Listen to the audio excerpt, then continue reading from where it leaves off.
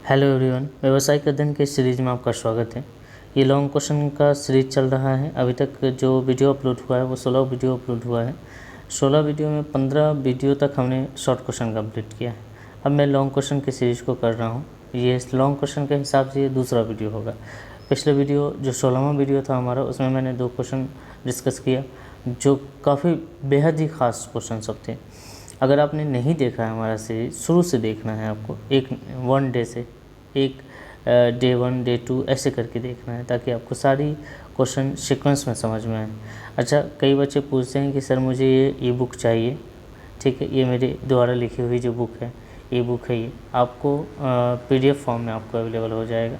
आपको करना कुछ नहीं है, अपने हमारे कमेंट्स बॉक्स में अपना व्हाट्सअप नंबर छोड़िए, मैं आपको वहाँ जो है या तो टेलीग्राम के लिंक से आपको मिल जाएगा या आपको आपके व्हाट्सएप पे दे दिया जाएगा। ठीक है, आप वहाँ से डाउनलोड करके प्रिंट आउट करवा के आप पढ़ते जाइए और मैं जो समझा रहा हूँ समझते जाइए। आप याद रखेंगे, इसके अलावा कुछ नहीं पढ़िएगा। ठीक है, आपके एग्ज़ाम में यहाँ से 100% आपको मदद मिलेगी।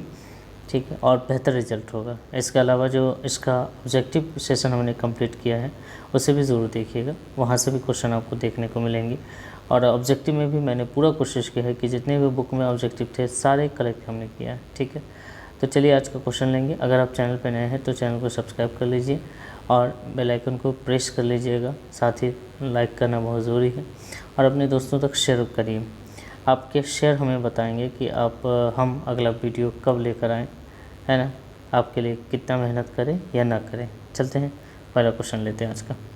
ये तीसरा क्वेश्चन होगा लॉन्ग क्वेश्चन के हिसाब से। ठीक है, यहाँ पर कुछ चीज़ें शॉर्ट फॉर्म में हमने लिखा है। आपको एग्ज़ाम में थोड़ा सा उसे अपना डिटेल भी करना है, अपने वर्ड भी जोड़ने हैं, अपने सेंटेंस भी जोड़ने हैं। ठीक है, पहला क्वेश्चन हमारा ये है कि प्रबंध का क्या उद्देश्य है। प्रबंध का मतलब क्या होता है, किसी काम को करने की कला। ठीक है, एज ए मैनेजर अगर आप कहीं काम कर रहे हैं या कोई भी काम कर रहे हैं, ठीक है, तो हर आदमी का एक पर्पस होता है, हर आदमी का एक उद्देश्य होता है। वो उद्देश्य लेकर ही काम करता है। ठीक है, जैसे मैं आपको पढ़ा रहा हूँ तो मेरा भी कुछ उद्देश्य है। जैसे कोई हॉस्पिटल खोल के बैठा है तो उसका भी कोई उद्देश्य है। जैसे किसी ने स्कूल खोला है, स्कूल चला रहा है, उसका भी कोई उद्देश्य है। जैसे कोई कारखाना स्थापित कर रहा है, उसका भी कोई उद्देश्य है। जैसे कोई भी कुछ कर रहा है, ठीक है, सबका एक न एक पर्पज़ है, सबका कहीं ना कहीं ऑब्जेक्टिव से, सबका कहीं ना कहीं उद्देश्य है। ठीक है, हर चीज़ का उद्देश्य होता है, हर चीज़ का उद्देश्य होता है, यह बात ध्यान में रखना है। तो प्रबंध को आप सभी तरह के संगठन से जोड़िए, क्योंकि सारी संगठन की नींव ही प्रबंध पे डिपेंड करती है। मैनेजमेंट बेहतर होगी तो आपका संगठन का रिजल्ट बेहतर होगा। सभी संगठन के, गैर व्यापारिक हो, व्यापारिक हो, छोटा हो, बड़ा हो, सब के लिए, ठीक है, प्रबंध ही सब कुछ है। Life is management. आपको अपने काम को करने के लिए मैनेजमेंट करना पड़ेगा। मैनेजमेंट करने का मतलब किसी काम को बेहतर से करने की कला होनी चाहिए। आपके अंदर वो गुण होना चाहिए, एक अच्छा मैनेजर होना चाहिए जो इस चीज़ को अच्छे से मैनेज कर सकें। उसके अंदर वो नॉलेज होना चाहिए कि वो किस तरीके से कम खर्च में ज़्यादा से ज़्यादा उत्पादन करके वो हमको दे, कम से कम खर्च में ज़्यादा से ज़्यादा रिजल्ट वो हमको दे। ये गुण उसमें होना चाहिए। ठीक है, तो कोई भी काम जब हम करते हैं तो कुछ ना कुछ उसका उद्देश्य होता है। अब सपोज कर लिए कोई एक संगठन अपने दिमाग में सेट कर लीजिए कि चलिए हम कंप्यूटर बनाते हैं, ठीक है, हम लैपटॉप बनाते हैं, हमारी HP की कंपनी है। ठीक है, अब इसको सेटअप कर लीजिए अपने दिमाग में, समझ रहे हैं। या सपोज कर लीजिए चलो रिफ़ाइंड तेल बनाते हैं, ठीक है, खाने वाला जो तेल होता है उसी को ले लेते हैं। तो मान लो कि ये संस्था हमने स्थापित किया, ठीक है।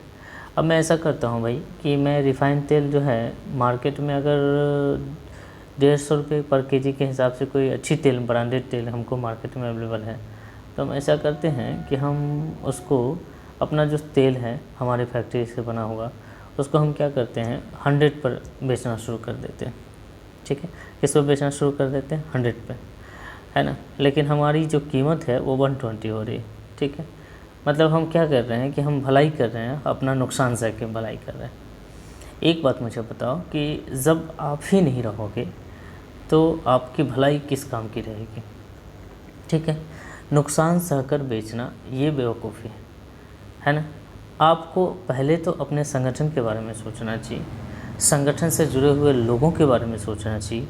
आपके संगठन से जुड़ा हुआ है आपका कर्मचारी, आपके संगठन से जुड़ा हुआ है सरकार, जिसने आपको इजाज़त दी है कि भाई बिजनेस करो और कुछ टैक्स हमको भी देना, ठीक है।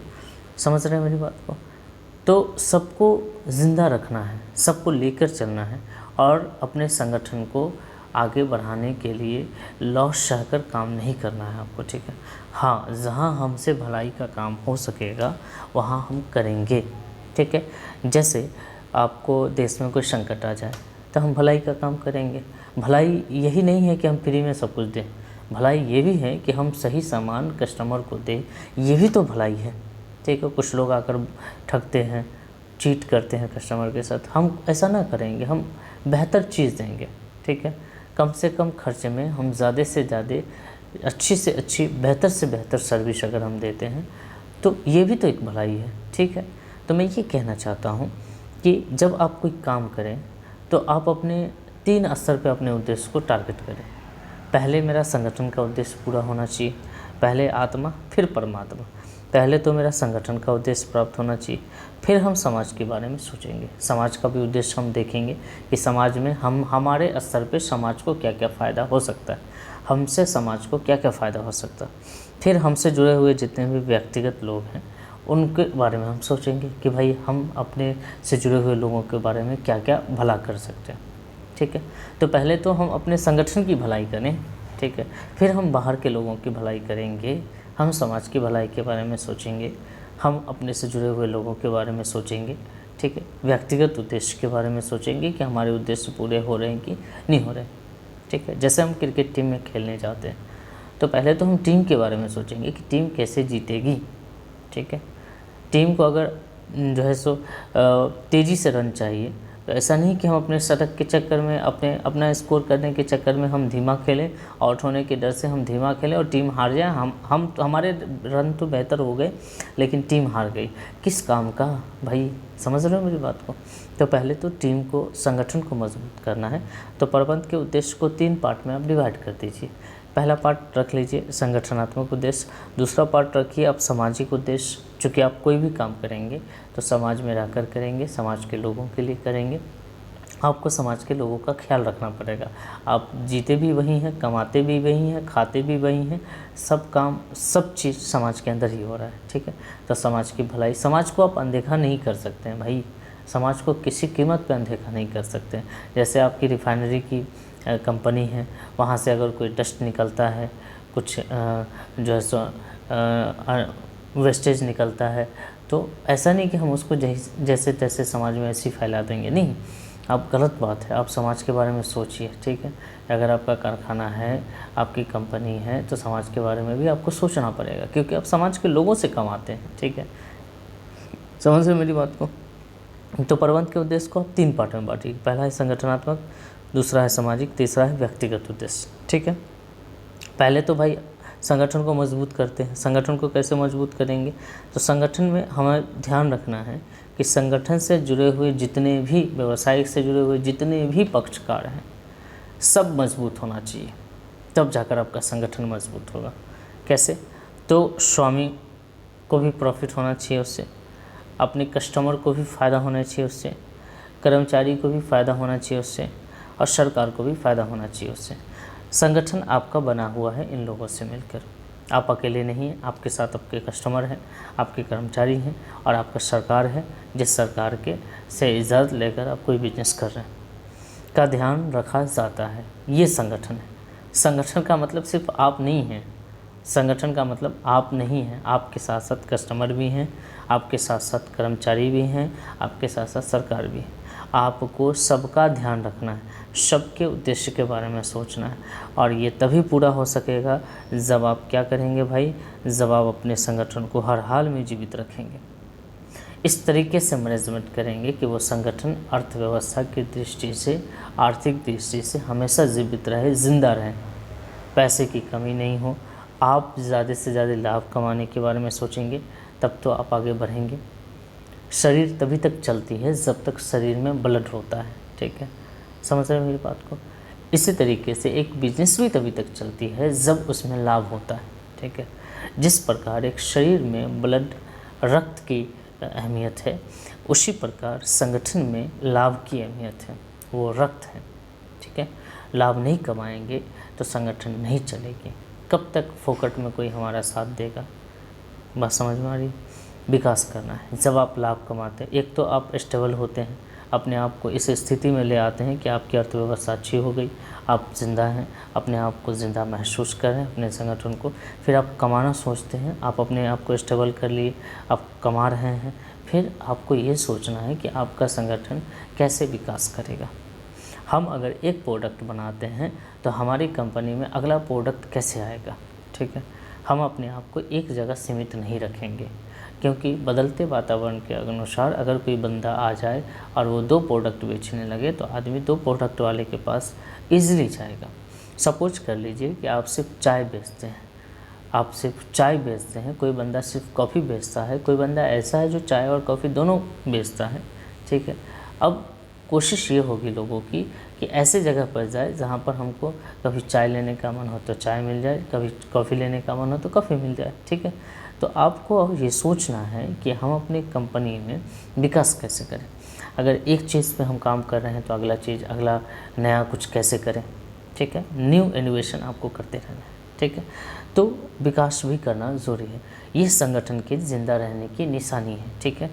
कहते हैं कि आदमी शरीर बढ़ गया, दिमाग नहीं बढ़ रहा है, तो वो इंसान मतलब विकसित नहीं हो रहा है। तो विकसित होने के लिए आपका जो है आपके संगठन के उद्देश्य की प्राप्ति करने के लिए आपके संगठन को पहले तो आप स्टेबल करो, ठीक है। अर्थव्यवस्था की दृष्टि से लाभ कमाओ और विकास करते रहो, ठीक है। रुकना नहीं है। समझ रहे हैं मेरी बात को? तो सबसे पहले संगठन की बात करते हैं। इसको प्राथमिक उद्देश्य भी कहते हैं। संगठन में सबसे ज़रूरी ये है कि जब कोई प्रबंध करें, जैसे आप स्कूल खोलने का प्रबंध करते हैं, जैसे आप कोई कंपनी खोलने का प्रबंध करते हैं, कोई फैक्ट्री खोलने का प्रबंध करते हैं, तो आप सबसे पहले ये देखें कि आपके उस काम से आपको, आपके ग्राहक को, आपके कर्मचारी को, आपकी सरकार को, जहाँ आप काम करेंगे उनको फ़ायदा होगा या नहीं होगा, उनको देखते हुए काम करेंगे, ठीक है जी। ताकि सब आपके सहयोग में रहें, सब आपका सहयोग करें और साथ ही अपने व्यवसाय को हर हाल में कोशिश करें कि उसको जीवित रखें।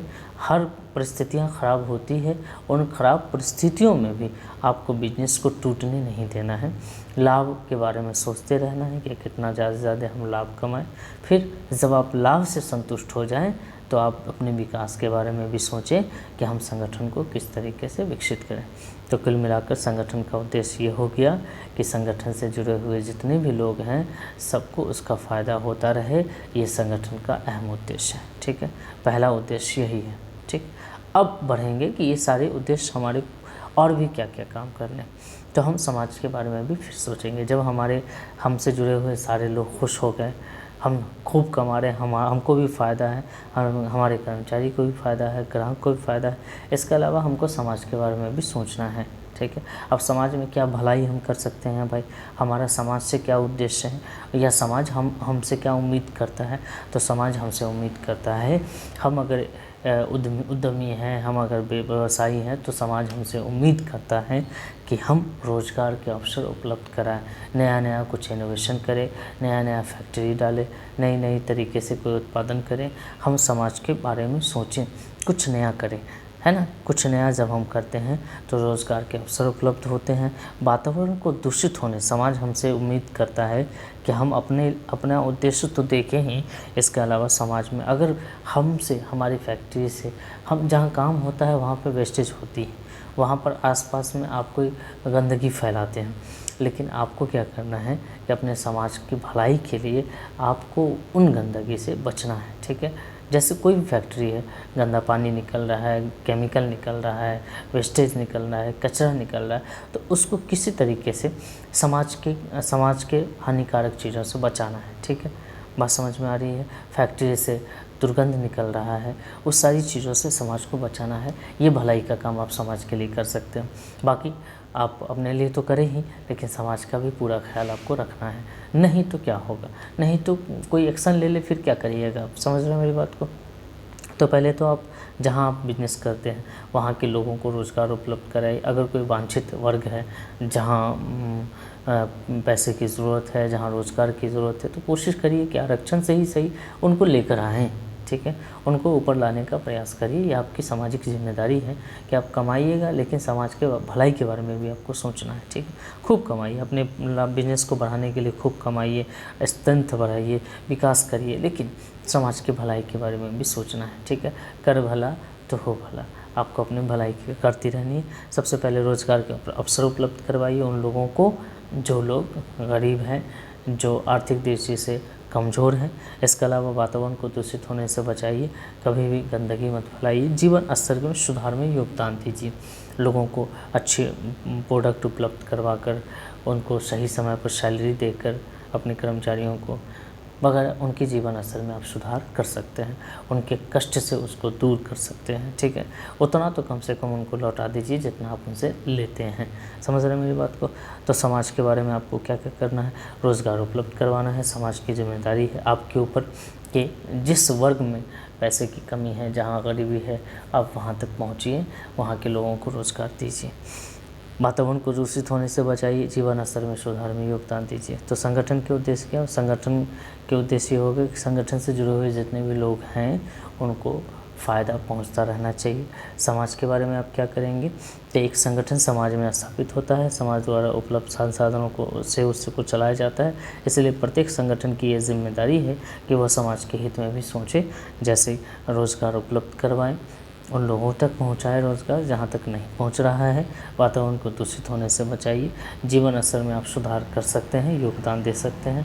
आप बिजनेसमैन हैं, आप कमाते हैं, आप लाभ कमा रहे हैं, आप प्रॉफिट में हैं, तो अपने जो जितना हो सके, ठीक है, उतना लोगों के जीवन स्तर में सुधार करने का प्रयास करें, ठीक है।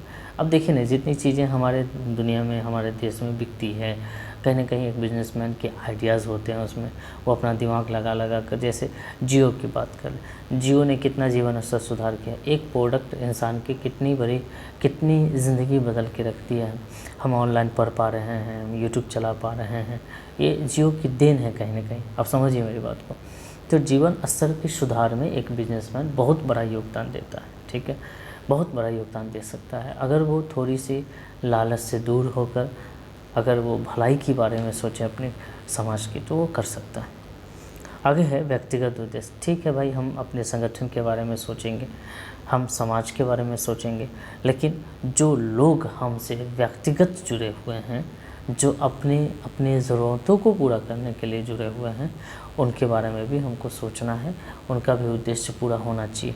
जैसे कर्मचारी वर्ग कंपनी का विवेकशील एवं सक्रिय संसाधन है। ऐसा नहीं कि आप खूब कमाइए, अपना संगठन तो खूब दिन दुनी रात चौगुनी आपकी तरक्की कर रही है, लेकिन आपसे जुड़े हुए जितने भी संगठन के कर्मचारी हैं, आप उनके साथ कंजूसी करते हैं, आप उनको सैलरी टाइम पे नहीं देते। सैलरी तो छोड़ दीजिए, बोनस नहीं देते हैं, इंसेंटिव्स नहीं देते हैं, नाइट ड्यूटी का पैसा नहीं देते हैं। समझ रहे हैं मेरी बात को? आप एक्स्ट्रा वो वर्क कर रहा है उसका पैसा नहीं देते हैं, ये गलत बात है। आप वो क्यों कर रहा है ऐसा? कोई भी आदमी काम क्यों कर रहा है? क्योंकि उसकी भी कुछ ज़रूरतें हैं, ठीक है। कोई आदमी हमारे संगठन में काम करने आया है, उसकी भी कुछ ज़रूरतें हैं, हमारे प्रबंध में हमारे अनुसार वो काम कर रहा है, उसकी कुछ ज़रूरतें यहाँ तक उसको खींच कर लाई हैं। तो व्यक्तिगत उद्देश्य में सबसे बड़ा उदाहरण कर्मचारी है। आपको उचित पारिश्रमिक देना। पारिश्रमिक का मतलब जो वो परिश्रम कर रहा है उसका उसको बेसिस मिलना चाहिए, रिटर्निंग मिलना चाहिए। तो उचित पारिश्रमिक दीजिए, जिस हिसाब से वो काम ले रहे हैं आप, उसके हिसाब से उसको पेमेंट भी करिए। स्वच्छ वातावरण उपलब्ध करवाइए उनके काम करवाने के लिए, ठीक है। गंदगी में बिल्कुल मत काम करवाइए, उनको बीमारी हो सकती है, क्या करेंगे आप, ठीक है। तो आपकी ज़िम्मेदारी ये है कि वो एक व्यक्ति है, उनके कुछ व्यक्तिगत उद्देश्य हैं, वो चाहता है कि हमको सही में पैसा मिले, हम सही जगह काम करें, ये भी उसे फील होता रहे। इसके अलावा लाभ में हिस्सा प्रदान करिए। अगर कई बार आप ज़्यादा लाभ कमा रहे हैं तो अपने कर्मचारियों को भी कुछ पैसा उसको उसमें से दे दीजिए, ठीक है। तो व्यक्तिगत उद्देश्य में आप ये समझ लीजिए कि हमारे साथ जुड़ा हुआ है कर्मचारी, उनके भी कुछ व्यक्तिगत जिम्मेदारी है, उद्देश्य है, उसके लिए उसको समय पर पैसा देना है, स्वच्छ वातावरण देना है कि भाई अच्छे से काम करो, मन लगा रहेगा, सेहत ठीक रहेगी और इसके अलावा लाभ में हिस्सा देंगे। तो संगठनात्मक उद्देश्य कंप्लीट हुआ, सामाजिक उद्देश्य कंप्लीट हुआ, व्यक्तिगत उद्देश्य कंप्लीट हुआ। एक बार इसे आप नोट कर लीजिए और इसको एग्ज़ाम तक पढ़ते रहिएगा, ठीक है, पढ़ते रहिएगा। यह रटने की ज़रूरत नहीं है, आपसे कुछ सिर्फ पढ़ना है, ठीक है। आइए, प्रबंध कला और विज्ञान दोनों हैं कैसे। देखिए, सबसे पहले तो समझना है प्रबंध का मतलब क्या होता है। प्रबंध का मतलब कोई काम जो आप, वह गुण जिसके ज़रिए आप किसी काम को अच्छे से कर पाते हो, ठीक है, कम से कम दूसरों के बनिस्बत आप सस्ता में कर पाते हो, अच्छे से कर पाते हो, बेहतर रिजल्ट से कर पाते हो। इसके लिए बहुत सारी चीज़ें बहुत ज़रूरी है। एक तो आपके पास विज्ञान जैसी शक्ति होनी चाहिए, विज्ञान जैसी सत्यनिष्ठा होनी चाहिए, विज्ञान जैसे व्यवस्थित ज्ञान का समूह होना चाहिए। इसके अलावा आपके अंदर क्रिएटिविटी होनी चाहिए, आपके अंदर कला होना चाहिए। हर चीज़ को कलाकारी से आप करिए, ठीक है। देखिएगा, कलाकार क्या होता है कि चाहे वो जितना कोशिश कर ले, वो हर बार कोशिश करता है कि पिछले बार से अच्छा हम काम करें। जैसे कोई सिंगर है, वो हर बार कोशिश करता है कि पिछली बार जिस तरह के हमने गाया उससे बेहतर हम गा कर सुनाएं, ठीक है, ताकि सामने वाला हमको रिवार्ड दे सके, ठीक है। बात समझ में आ रही है। तो अगर प्रबंध की बात हम करें, प्रबंध का वह गुण, प्रबंध क्या है, एक प्रकार का गुण है जिसके ज़रिए एक मैनेजर, एक आदमी अपने कर्मचारियों से काम लेता है, ठीक है, और ख़ुद भी काम करता है। ये काम करना उसका भी काम है। अगर वो काम ले रहा है तो काम लेने का भी एक काम हो गया, ठीक है, और काम करवाने का भी काम हो गया। तो प्रबंधक खुद भी एक काम कर रहा है। तो प्रबंधक जो उसके अंदर गुण हैं, वो दो तरह के गुण हैं। उस गुण में दो तीन चीज़ों की विशेषताएँ पाई जाती है। एक तो साइंटिफिकली वो बिल्कुल हष्ट-पुष्ट है उसकी सोच, दूसरा उसके अंदर कलाकारी भी होनी चाहिए। तो एक मैनेजर दोनों तरह का गुण उसके पास होना चाहिए। मैनेजमेंट के गुण के लिए क्या क्या ज़रूरी है कि उसमें साइंटिफिक गुण भी होना चाहिए, उसके अंदर क्रिएटिविटी होना चाहिए, कलाकार भी होना चाहिए बंदा, ठीक है, समझ रहे हैं मेरी बात को, कलाकार भी होना चाहिए। चलिए, तो प्रबंध विज्ञान के रूप में देखते हैं। सबसे पहले विज्ञान से आशय एक व्यवस्थित ज्ञान समूह से है जो सामान्य तथ्यों का प्रमाणित करता है, हर चीज़ को सत्यता पर ले जाकर वो छोड़ता है। तो एक मैनेजर में एक गुण होनी चाहिए और होती है कि वह हर काम को जहाँ तक वो सत्य है वहाँ तक वो जरूर पहुँचाए, ठीक है, और करता है। प्रबंध भी ज्ञान का समूह है और जिसके अपने कुछ सर्वमान्य सिद्धांत होते हैं जिसमें शामिल है, ठीक है। कुछ सिद्धांत जो है सर्वमान्य सिद्धांत जो सबको सब तरफ से मान्य है। जिस तरीके से साइंस को लोग मानता है, समझता है, साइंस पर विश्वास करता है, यकीन करता है, उसी तरीके से मैनेजमेंट में एक मैनेजर की शक्ति पर, एक मैनेजर की सोच पर, मैनेजर की क्वालिटी पर लोग विश्वास करता है कि हम मैनेजर साहब इसका सलूशन देंगे। कैसे देंगे सलूशन? तो भाई उसके अंदर ज्ञान का समूह होना चाहिए। तो व्यवस्थित ज्ञान का समूह होता है। परीक्षण पर आधारित सिद्धांत, अगर कोई सिचुएशंस आपके सामने आई है तो उस सिचुएशंस से लड़ने के लिए उस सिचुएशंस पर जो बनाया गया सिद्धांत है, अगर हम उसको फॉलो करते हैं तो फिर हम उस सिचुएशन से पार हो सकते हैं, हम उस सिचुएशन पे विजय पा सकते हैं। मेरी बात समझ रहे हैं? तो साइंस क्या करती है? साइंस करती है किसी भी चीज़ का परीक्षण करती है। जब वो परीक्षण पूरी तरीके से पास हो जाती है तब आम आदमी के बीच में उसको लाया जाता है कि आप यूज कर सकते हो। मेरी बात समझ रहे हैं? ठीक है जी। तो व्यवस्थित ज्ञान का समूह होता है प्रबंध भी, और परीक्षण पर आधारित सिद्धांत। विज्ञान में जिस तरीके से विज्ञान हर सिद्धांत को परीक्षण के बाद वो अप्लाई करता है आम आदमी तक, उसी तरीके से मैनेजमेंट के भी जितने सिद्धांत हैं, जितने भी सिद्धांत बनाए गए, प्रबंध के जितने भी सिद्धांत बनाए गए, चाहे F.W. टेलर ने बनाया हो, हेनरी फ्योल ने बनाया हो, इन लोगों ने जितने भी सिद्धांत बनाए सब कहीं ना कहीं परीक्षण पर आधारित है, सब उनके अनुभव उनके परीक्षण पर आधारित है, और तब जाकर वो आम आदमी तक पहुंचाई गई है कि हाँ, अगर इस सिचुएशन में इस तरीके से अगर आप काम लेंगे तो आपका काम बेहतर होगा। तो एक मैनेजर अगर कहीं कुछ मामला उसका अटकता है तो उस परीक्षण पर आधारित सिद्धांत का अप्लाई करके वो उस मामले से, उस कंडीशन से बाहर आ सकता है, ठीक है, उसका सामना कर सकता है, उसको ठीक कर सकता है। समझ रहे? व्यापक वैधता, ठीक है, जिस तरीके से साइंस में कुछ सीमाओं तक वैधता रहती है कि आप इस सीमा को लांघ नहीं सकते, इस सीमा के पार नहीं जा सकते, आपको यहाँ तक मतलब वैधता है कि आपको ये करना है। उसी तरीके से मैनेजमेंट में भी वैधता रहती है कि आपको यहाँ तक, इस लेवल तक आपको सोचना ही है, आपको करना ही है, आपको रिजल्ट देना ही है। इसी तरीके से, जिस तरीके से साइंस कहता है कि जो सही है वही साइंस है, ठीक है, समझ रहे हैं मेरी बात को। उसी तरीके से मैनेजर भी कहता है, मैनेजमेंट भी कहता है कि भाई ज्ञान होना चाहिए मैनेजर के पास, और उसके पास सिद्धांत होना चाहिए, उसको समझना होना चाहिए, समझदारी होनी चाहिए, उसके पास वैधता होनी चाहिए, ठीक है। आगे बढ़ते हैं, कला की तरफ आते हैं। कला क्या होता है? तो कला से ऐसे प्रत्येक काम को कुशलता से करने से है। प्रबंध भी कभी कार जो है वो कुशलता से करने पर जोर देता है। मैनेजमेंट भी कहता है कि आप काम को बेहतर तरीके से करो, खूबसूरत तरीके से करो, अच्छे से करो, ठीक है। सैद्धांतिक ज्ञान, इसके लिए सैद्धांतिक ज्ञान का होना बहुत ज़रूरी है। सैद्धांतिक ज्ञान कला में भी होना चाहिए। कुछ भी करते हो आप, ठीक है, जैसे डांसिंग करते हो, सिंगिंग करते हो, तो उसका जो सैद्धांतिक गुण है, ज्ञान है, कहीं ना कहीं उसके गुरु से आपको थोड़ी बहुत लेनी ही पड़ेगी। उसी तरीके से मैनेजमेंट का जो गुण है, जो सैद्धांतिक ज्ञान है, उसे लेना पड़ता है, ठीक है, उसे पढ़ना पड़ता है।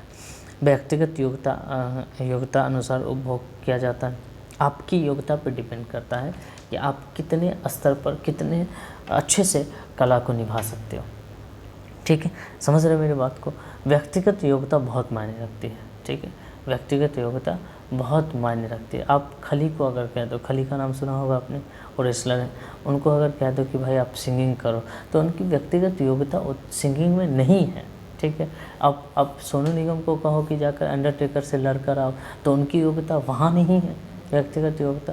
तो व्यक्तिगत योग्यता के अकॉर्डिंग कला डिपेंड करता है। तो कलाकार होने के लिए, कला होने के लिए उसके अंदर उस जैसा व्यक्तिगत योग्यता होनी चाहिए। अगर आप मैनेजर बनते हो तो आपको मैनेजमेंट के हिसाब से आपके अंदर व्यक्तिगत योग्यता होनी चाहिए, और नहीं है तो उसको डेवलप करना चाहिए, ताकि आप अपनी कला को बेहतर तरीके से निभा सकें, आप मैनेजमेंट को बेहतर तरीके से कर सकें। इसके अलावा व्यवहार एवं रचनात्मक पर आधारित, अतः हम कह सकते हैं कि प्रबंध कला और व्यवहार एवं रचनात्मक, आप हमेशा रचनात्मक सोचिए।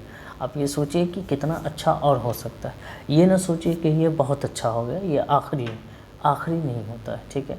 आप जैसे मान लो कि हीरो की कोई बाइक ले लो, जैसे स्प्लेंडर को ले लो। स्प्लेंडर के पुराने डिज़ाइन, फिर नए डिज़ाइन, फिर स्प्लेंडर के कई रूप आए, ठीक है।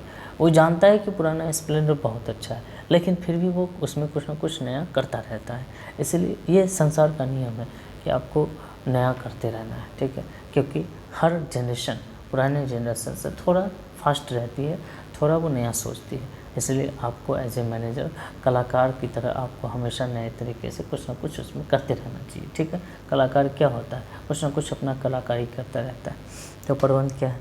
कला भी है। तो आप कह सकते हो कि कला क्या है? किसी काम को अच्छे से करने की जो गुण है वो कला है।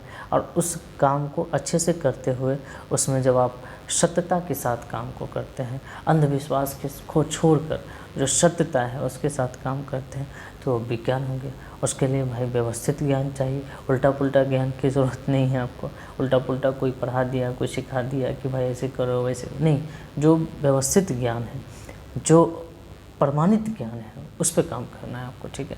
तो प्रबंध विज्ञान है, क्योंकि वो प्रमाणित ज्ञान, व्यवस्थित ज्ञान पे काम करता है ना। जिस तरीके से साइंस करता है, साइंस पूरी तरीके से जब परीक्षण कर लेता है तब वो उस पर वर्क करता है। ऐसा नहीं है कि बिना परीक्षण किए हुए किसी को कहीं भी कुछ भी कर देगा, नहीं। साइंस हर चीज़ का पहले परीक्षण करता है, उसकी सत्यता की अंतिम सीमा तक जाता है, तब जाकर आम आदमी के लिए उसको अप्लाई करता है। उसी तरीके से मैनेजर को भी हर सही चीज़ पर काम करना चाहिए, ठीक है। तो प्रबंध क्या है? विज्ञान भी है। प्रबंध क्या है? कला भी है। आप इसको नोट कर लीजिए और थोड़ा सा इसको रिपीट करते रहिएगा, ठीक है। मिलते हैं नेक्स्ट वीडियो में, तब तक अपना ख्याल रखें और इसको कंटिन्यू पढ़ते रहें। Bye bye, take care.